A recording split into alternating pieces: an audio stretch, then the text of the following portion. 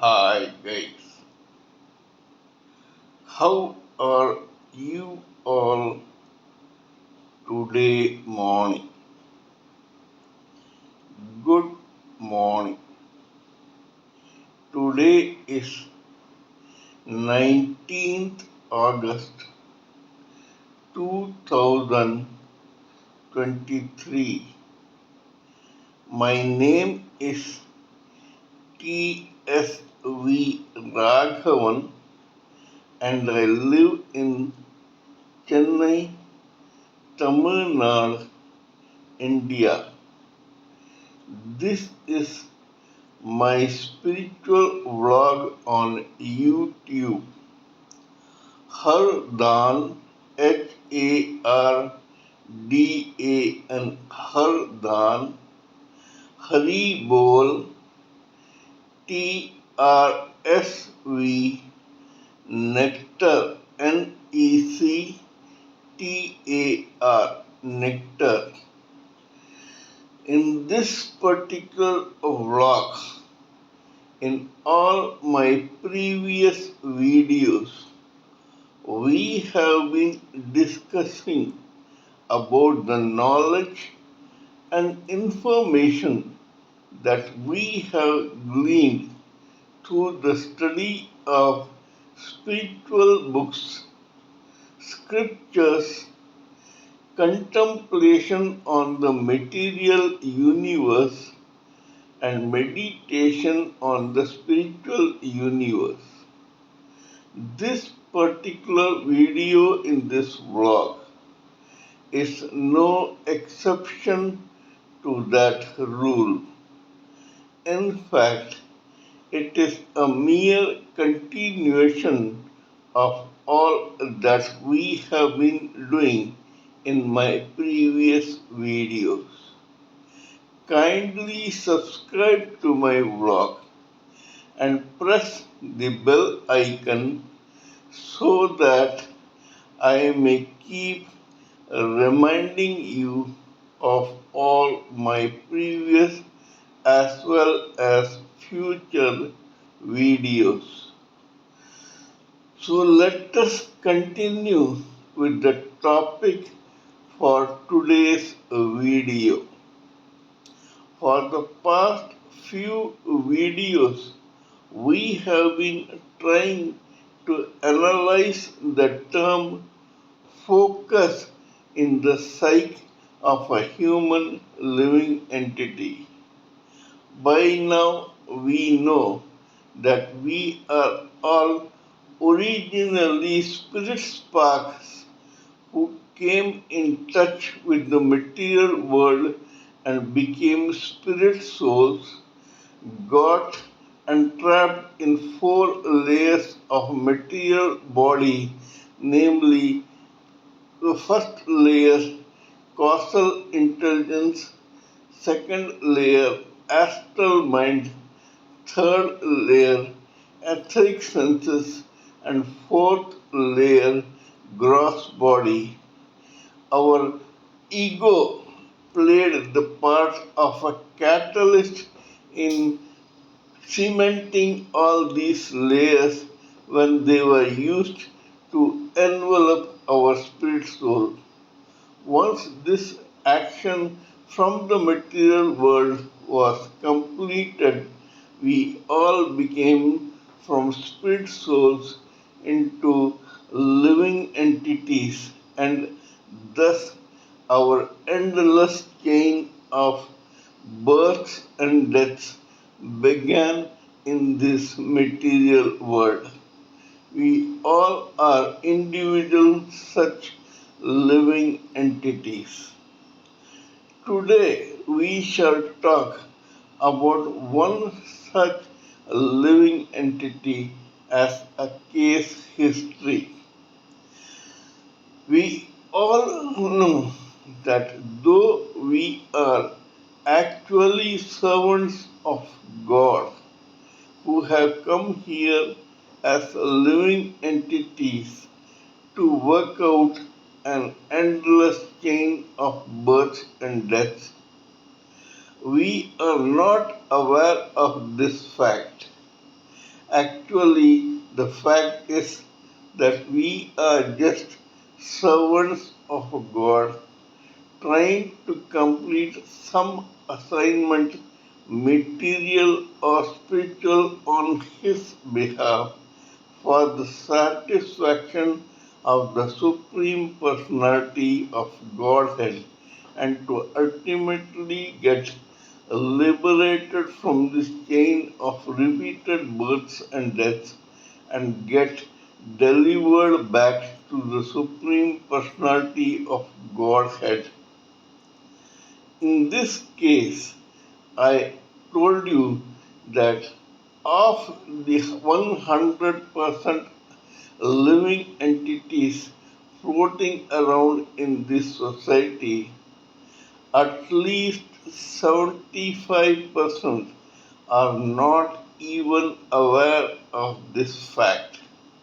They sincerely believe that they have come here only to lord it over material nature, and because of that belief, they go on an endless orbit of happiness, distress, pain, relief, tears, sweats, frustration, failure, etc., and build up their own storage of karma. Karma is the residue of all actions done by a living entity in this material world during his or her different births. However, there is a silver lining in the cloud. I said that at a time 75% are blissfully ignorant of the fact that they are servants of God, but 25% still remain. These are people who at last realize this fact about life. They realize in the end that they are just servants of God trying to carry out some assignment on His behalf. This 25% is both interested in material as well as spiritual assignments. The first 20 of the 25 concentrate only on material assignments, whereas only the rest 5% at the top think about carrying out spiritual assignments. This fact we must keep in mind before proceeding further. While talking about being servants of God and carrying out assignments, I also mentioned that gradually, slowly but steadily, every living entity who is trying to carry out an assignment must fall completely in love with that assignment, so much so that that assignment takes over his complete psyche, grows into him or her, and becomes a part of that particular living entity. Only if when this happens is that particular living entity able to carry out that assignment successfully. As I had mentioned before, assignment, money, genius, etc. are extremely jealous mistresses. They will neither brook any opposition nor any distraction. Every living entity who is bestowed with an assignment has to think 25 out of 24 hours a day, 7 days a week, only about that assignment. As Mr. Ustad Bismillah Khan, the internationally renowned Shahnai, a musical instrument player from India, mentioned once when he was asked how many hours he practices daily on his Shahnai, he said, "This Shahnai is my wife, and so I have to be with her at least 15 hours a day." They asked him, "What about the rest?" He said, "They are used for daily ablutions and sleeping, resting, eating, etc." That means that out of 24 hours a day, 15 hours of Usta Basmala Khan were spent in thinking and practicing Shehnai. Thinking about Shehnai or practicing the playing of that musical instrument. Such must be the dedication of every living entity who realizes that he or she has an assignment from the Supreme Personality of Godhead as a servant of God.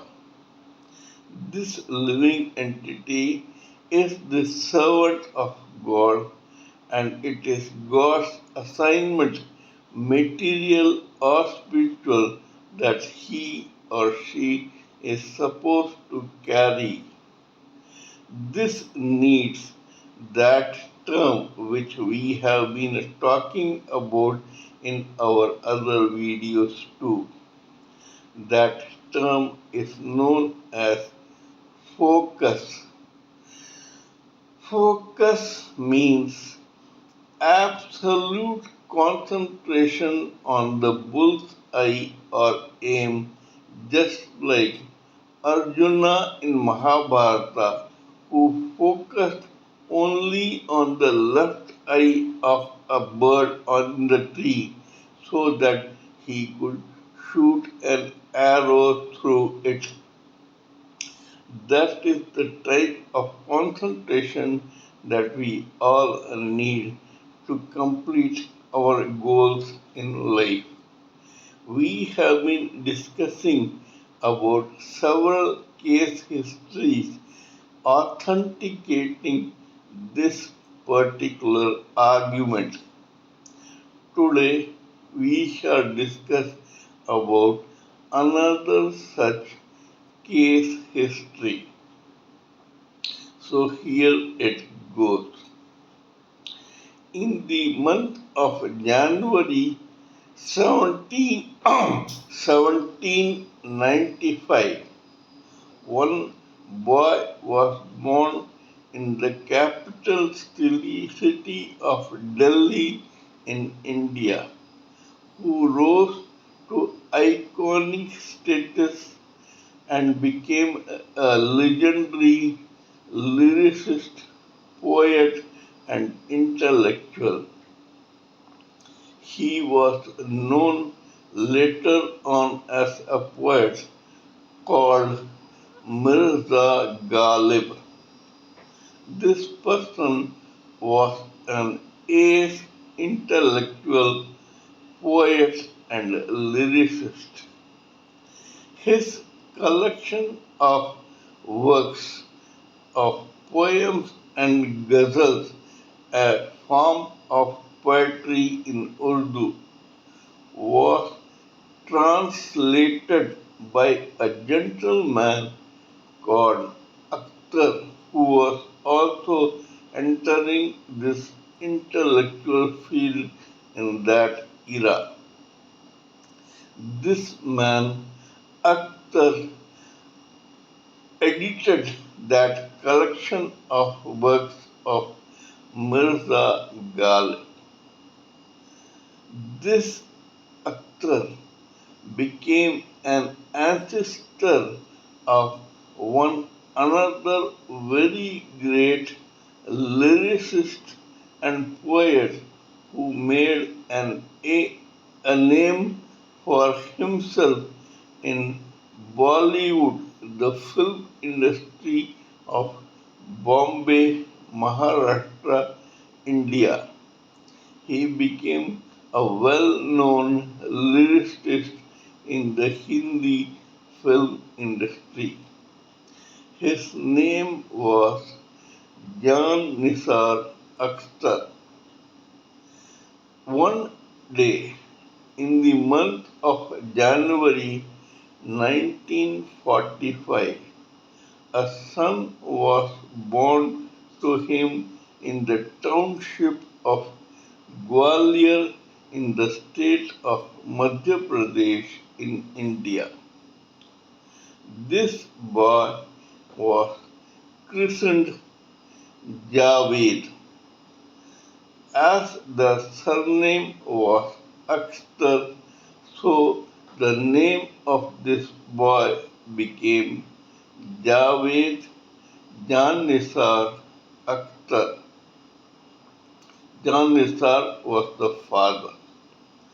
This boy would later on become a living legend and icon in the film industry as a writer, poet, and lyricist. It is the case history of this boy that we are going to discuss in detail in this particular video.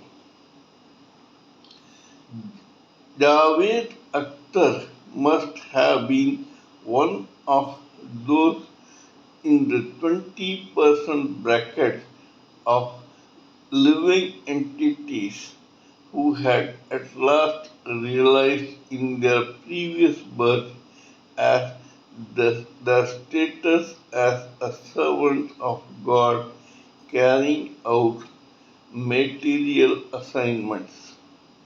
Probably at that time he was given an assignment which was cerebrally inclined.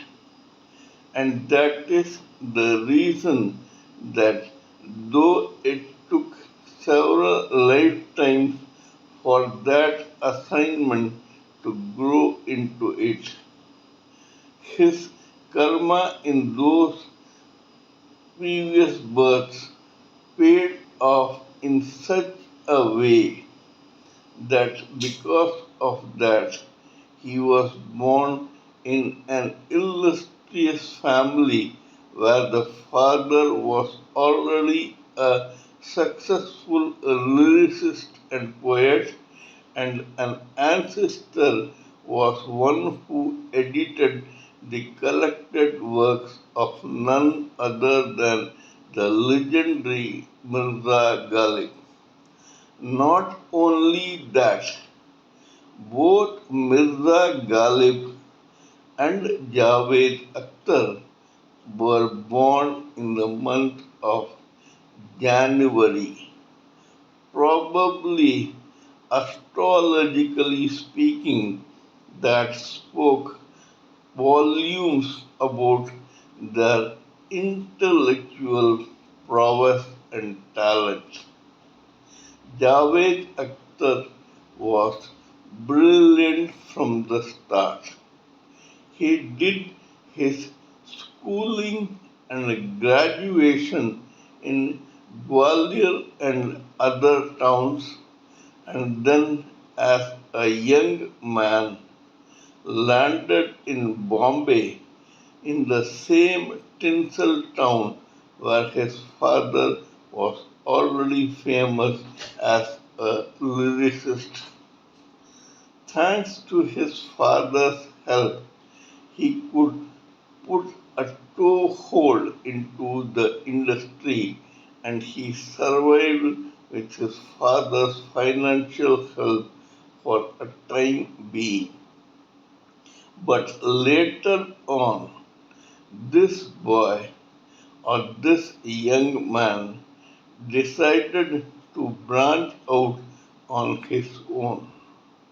In that process, in what is known as fielding in the film industry, were strugglers like Javed Akhtar who con- contact various filmmakers, producers, and directors.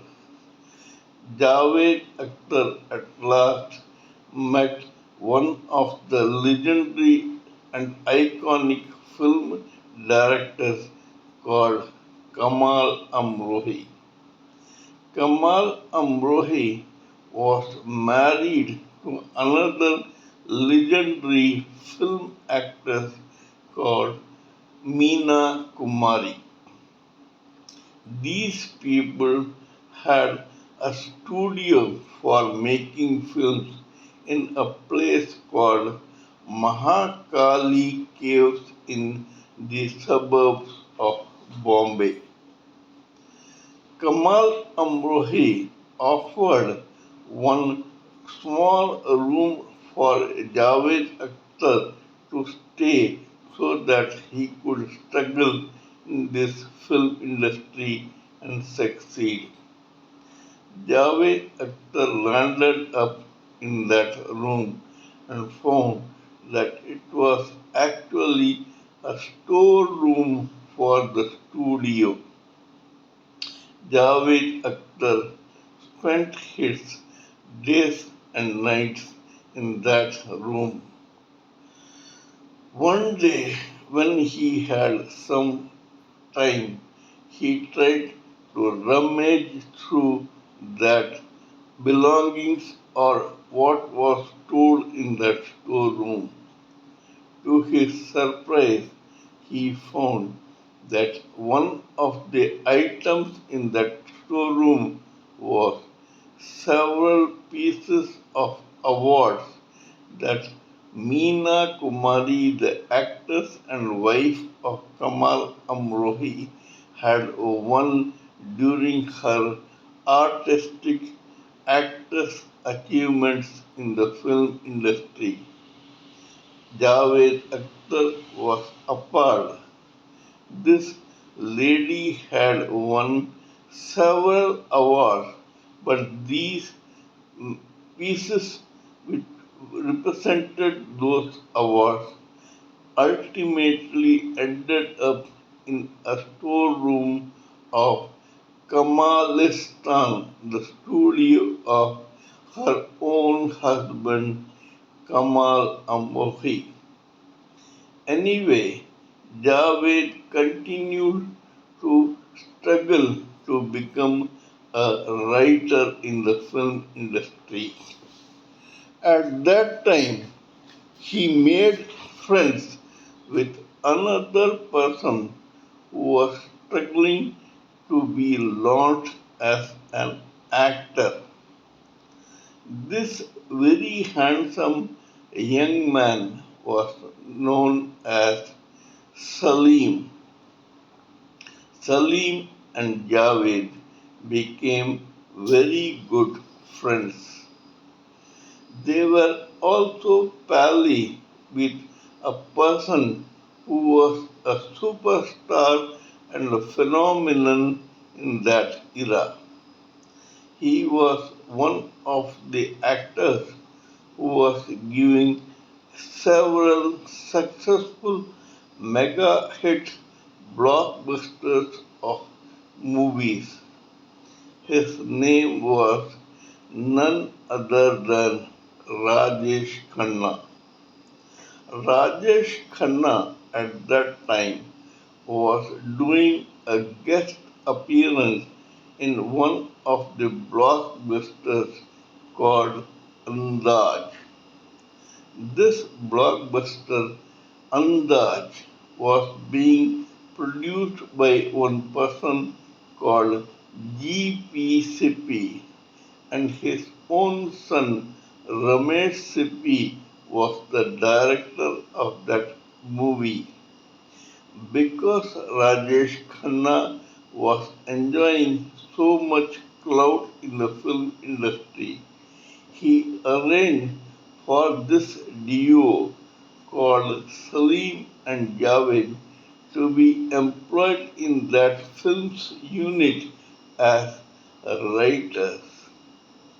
Here, Javed could not write his lyrics or his poetry. Instead, along with Salim, he formed a duo of script writers who used to write scripts for various production houses. The run of success immediately followed.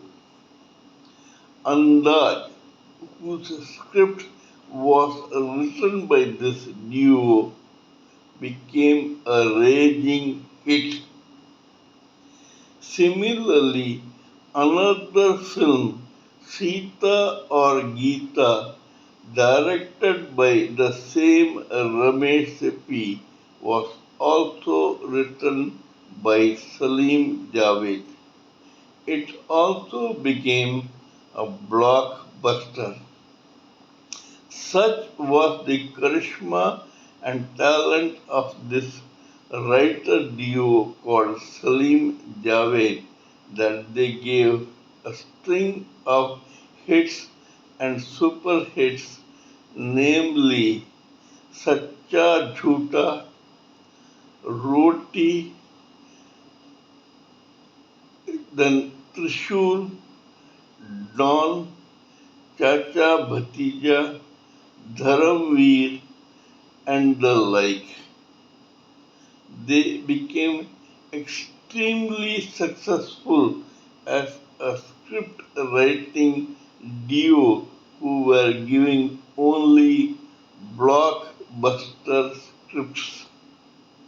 So much so that success went into their heads and they started demanding more money that was being paid to ordinary script writers in the film industry. This made the duo controversial. At that time, at the peak of their career as script writers, David decided to excuse himself from that position as scriptwriter, and he announced to his another partner, Salim, in no uncertain terms, "From tomorrow, I am going to be only a lyricist." Javed stopped writing scripts, whereas Salim continued to do so.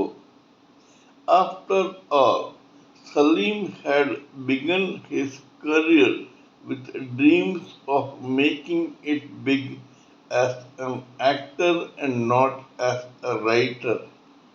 Script writing had come to his lap by default and not by design. This guy clung on to that particular talent as a script writer, whereas Javed was already a poet, a lyricist, the son of another very famous lyricist, Jan Nisar Akhtar, and one of the descendants of one person who had edited the collected works of Mirza Ghalib. This launched Javed Akhtar with a bang into the film industry as a lyricist. This guy proceeded to write several lyrics for the film industry, most of which became extremely popular, and when they were used in those films also became very popular hits because of these lyrics, which played a large part in making those films a hit. An example is a film called 1942, a love story in which he wrote all the lyrics for that film, and all those songs in that film are legendary and iconic and are internationally famous and popular even today. This shows that Javed was totally committed to his assignment as a poet and lyrics writer, so much so that he could excuse himself from a script writing duo's position when he was at the peak of his success as a script writer and chose to follow his initial assignment of that of a poet and a lyricist. That shows focus. Javed realized later that initially he had to compromise to make his money bread and butter through script writing, but ultimately he graduated into becoming a well known, world renowned Javed Akhtar, a poet and lyricist. Javed Akhtar won several accolades and trophies and awards through his own lyrics, besides winning the same as one of the scriptwriter duos for various blockbuster movies. This shows the talent and dedication of Javed Akhtar. This shows his focus on his assignment.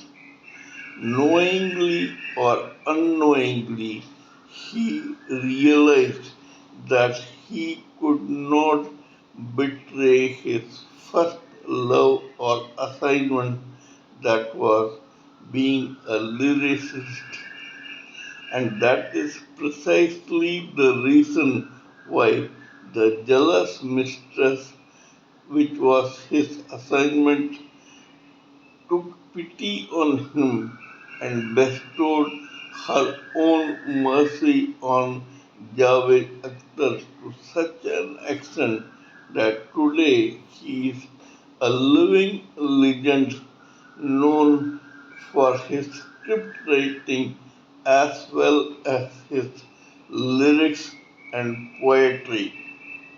We must all take a leaf out of the case history of Javed Akhtar to realize how important it is for every one of us to first realize that we are ultimately only servants of God, and to get an assignment, material or spiritual, from Him to carry out to His satisfaction.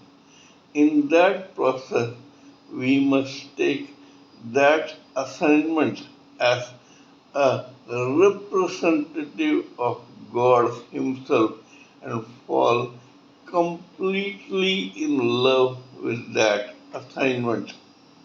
Only then, if not in one lifetime, we will be able to succeed in that assignment in two or three lifetimes.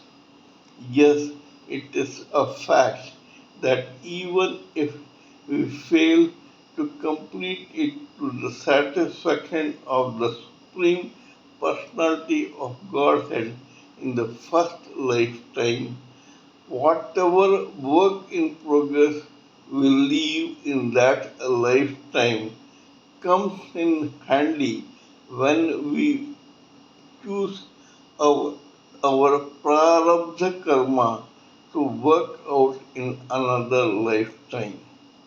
This goes on and on till one day we become seeded players like Javed Akhtar, who are born in such illustrious families as the one that he was born in and carry out that assignment to the full satisfaction of the Supreme Personality of Godhead. At present, we are concentrating on the case history of only material assignments and not the spiritual ones. This is all I wanted to say in this particular case history. Kindly let me know what you think of what I have said in this particular video. Please give me your expert opinions, thoughts, views, and ideas so that I may blend everything together for the sake of this society. Before concluding, let me remind you that I am also a published author with Amazon Kindle and paperback. I write on spiritualism, fiction, and assorted subjects. Spiritualism happens to be my favorite subject. Till we meet in my next video, it is good morning from TSV Raghavan.